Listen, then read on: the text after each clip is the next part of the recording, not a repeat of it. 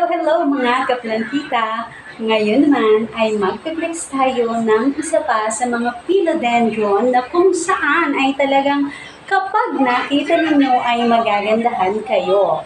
Ang ipiniplex natin ay ang ating malusog na Linnaea philodendron o mas kilala bilang sitting princess.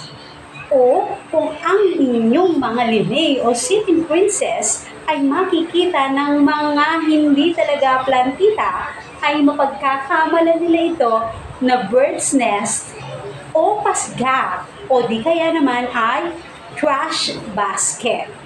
Bakit nga ba ito na pagkakamalan na bird's nest o pasgak? Kasi nga, ang kanilang itsura, ang kanilang mga dahon, ay kahugis ng mga pasgak o ng pasgak. O mga kaplantita, pagmasdan ninyo ang ating ipinaplex na Linnaea o sitting princess. Tandaan, hindi sila pasgak o pasdak sa ibang mga lugar. Sapagkat ang ating sitting princess o Linnaea ay mga halaman na kabilang sa philodendron family. Paano nga ba pinararami ang sitting princess o ang Linnaea?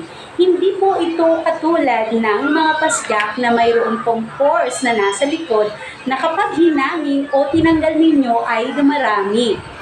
Ang Linnaea o sitting princess ay ikinikat po natin. Kapag hinat mo ito, ay dadami ang inyong sitting princess o Linnaea.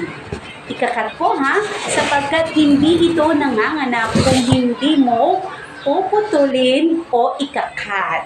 Kagaya ng iba pang mga philodendron. O, ang ganda, di ba?